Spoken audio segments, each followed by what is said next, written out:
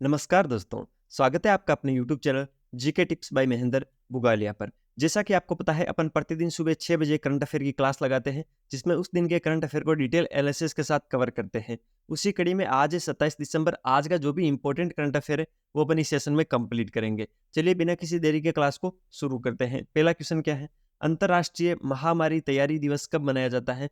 तो प्रतिवर्ष 27 दिसंबर को अंतर्राष्ट्रीय महामारी तैयारी दिवस मनाया जाता है। ये दिवस क्या है, क्यों मनाया जाता है, इस पर एक बार चर्चा कर लेते हैं।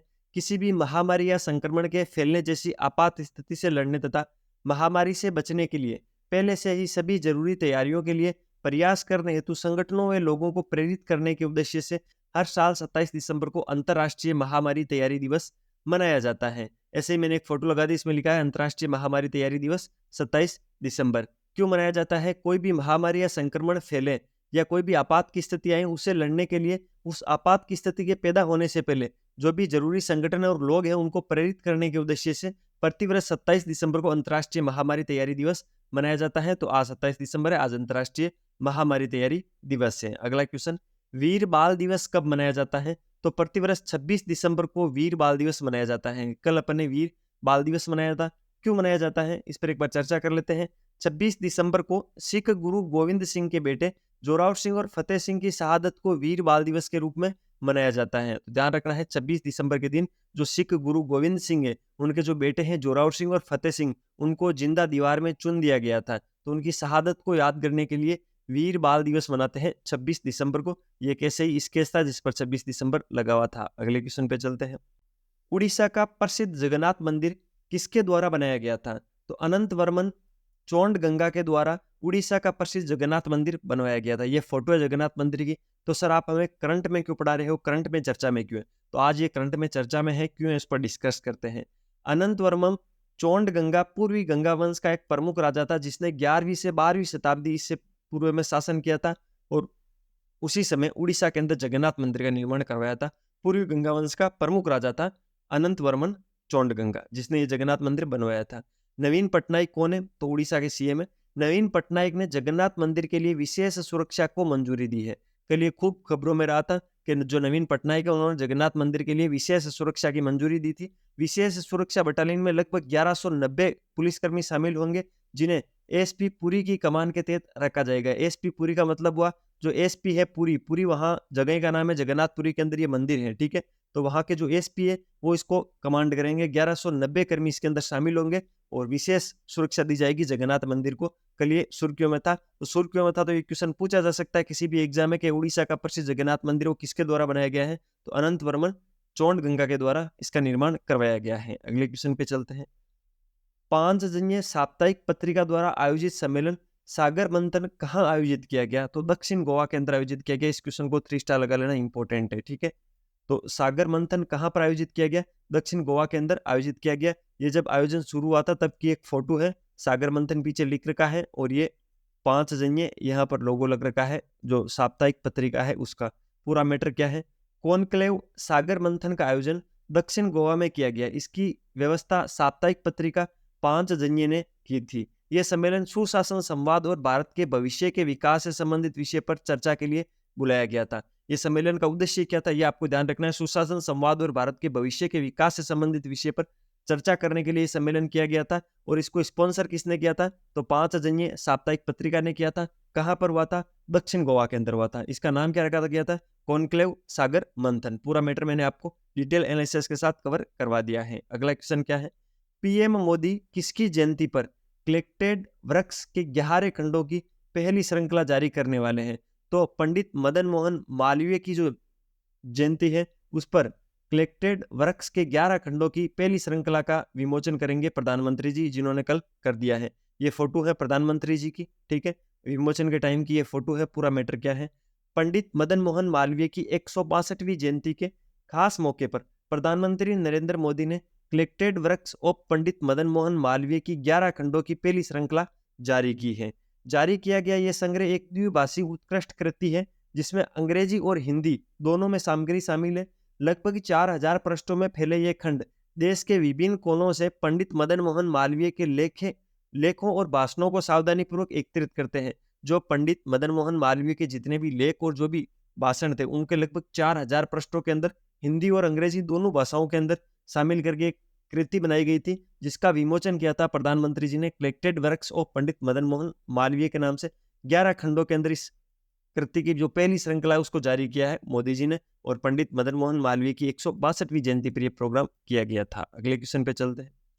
तेलंगाना राज्य सरकार किस श्रेणी के श्रमिकों को 5 लाख रुपए का दुर्घटना बीमा और 10 लाख रुपए का स्वास्थ्य कवर प्रदान करेगी या कर रही है? ये भी शुरू हुआ है कल ही। तो गिग श्रमिक, जो गिग वर्कर्स है, उनके लिए जो तेलंगाना राज्य सरकार है वो 5 लाख रुपए का तो दुर्घटना बीमा और 10 लाख रुपए का स्वास्थ्य कवर प्रदान करेगी। तो सर ये गिग वर्कर्स होते क्या है, गिग श्रमिक होते क्या है? जो भी कैब ड्राइवर हैं, फूड डिलीवरी करने वाले हैं, जोमेटो स्विगी वाले हो गए, ओला उबर वाले हो गए, इनको गिग वर्कर्स बोलते हैं, गिग श्रमिक्स बोलते हैं। तो इनके लिए तेलंगाना सरकार ने 5 लाख रुपए का दुर्घटना बीमा और 10 लाख रुपए का स्वास्थ्य कवर प्रदान करेगी। तेलंगाना के मुख्यमंत्री अभी कौन है? ए रेवंत रेड्डी है, नए नए मुख्यमंत्री बने हैं। अभी 5 राज्यों में मुख्यमंत्री और मंत्रिमंडल चेंज हुआ था, वो भी अपने इस यूट्यूब चैनल पे मैंने क्लास के माध्यम से कवर करवा दिया, तो आप देख लेना।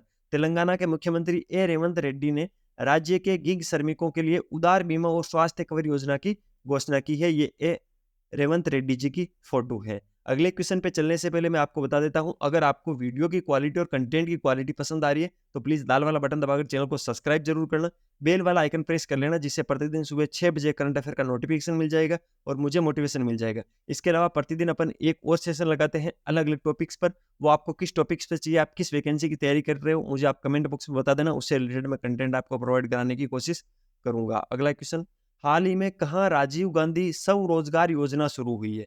तो हिमाचल प्रदेश के अंदर राजीव गांधी स्वरोजगार योजना शुरू हुई है। हिमाचल प्रदेश सरकार के जो ऑफिशियल पेज था ट्विटर का, वहां पर ये डाल रखा था कि स्टार्टअप फंड की गारंटी पूरी, युवाओं के लिए 680 करोड़ रुपए की। तो ये योजनाओं में 680 करोड़ रुपए का फंड रखा गया है, राजीव गांधी स्टार्टअप योजना का नाम रखा गया है। इसके अंदर विशेष तौर पर ई टैक्सी की खरीद पर 50% तक की सब्सिडी मिलेगी। इसके अंदर क्या होगा कि कुछ सब्सिडियां दी जाएगी, जो नए बेरोजगार हैं, अपना रोजगार लगाना चाहते हैं, तो उनको कुछ छूट दी जाएगी। तो राजीव गांधी स्वरोजगार योजना का प्राथमिक लक्ष्य राज्य के बेरोजगार युवाओं को काम खोजने में मदद करना है। इस योजना के माध्यम से राज्य सरकार राज्य के प्रत्येक स्थानीय युवाओं को वित्तीय सहायता देगी ताकि वो अपना खुद का व्यवसाय शुरू कर सके। तो हिमाचल प्रदेश सरकार की एक ऐसी योजना है। अगले क्वेश्चन पे चलते हैं।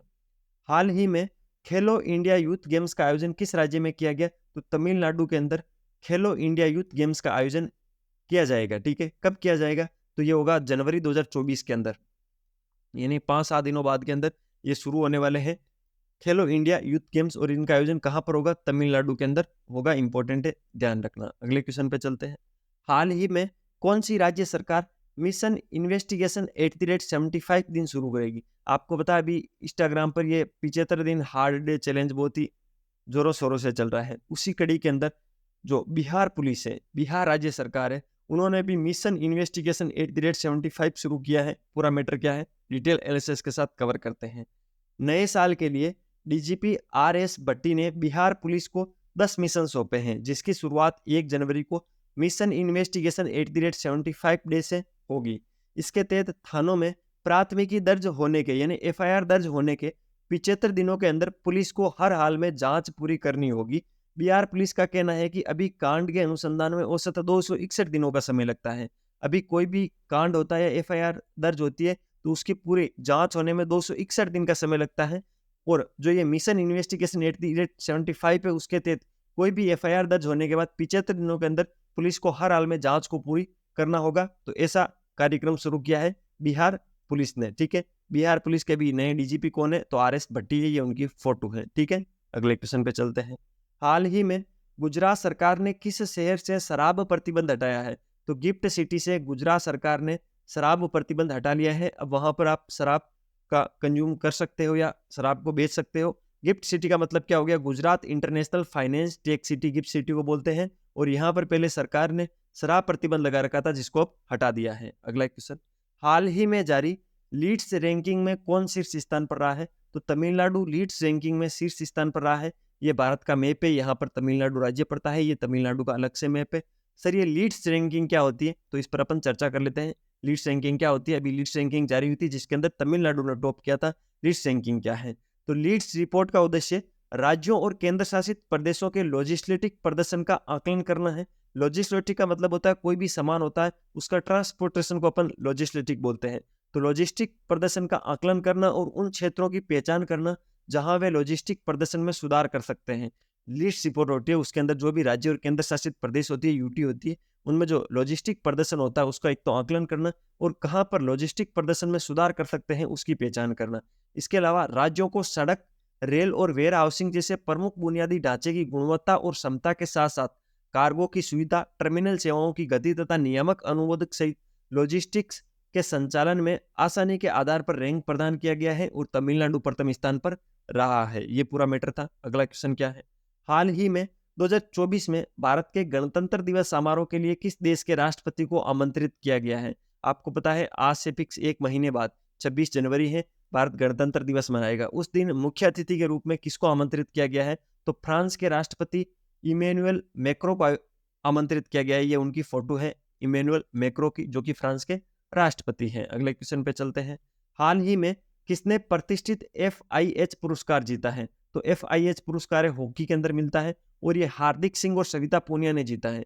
ये सविता पूनिया है, ये हार्दिक सिंह है। इन दोनों ने मिलकर हॉकी का जो FIH पुरस्कार है वो जीता है। तो ऑप्शन नंबर 3 इस क्वेश्चन के परिप्रेक्ष्य में राइट ऑप्शन होगा, उपयुक्त दोनों। ये था 27 दिसंबर का इंपॉर्टेंट करंट अफेयर जिसको अपन ने डिटेल एनालिसिस के साथ कवर किया। अगर आपको वीडियो की क्वालिटी और कंटेंट की क्वालिटी पसंद आई तो मैं आपसे रिक्वेस्ट करूंगा लाल वाला बटन दबाकर चैनल को सब्सक्राइब करना, बेल वाला आइकन जरूर प्रेस करना, जिससे प्रतिदिन सुबह 6 बजे आपको करंट अफेयर की क्लास का नोटिफिकेशन मिल जाएगा। इसके अलावा प्रतिदिन अपन एक दूसरे टॉपिक पर भी क्लास बनाते हैं। वो आपको किस टॉपिक पर चाहिए वो मुझे आप कमेंट बॉक्स में बता देना, या कमेंट में आप मुझे ये बताना आप कौन से एग्जाम की तैयारी कर रहे हो। उस एग्जाम से रिलेटेड जो भी टॉपिक होंगे उनको अपन शॉर्ट नोट्स और क्वेश्चंस के माध्यम से कवर करने की कोशिश करेंगे।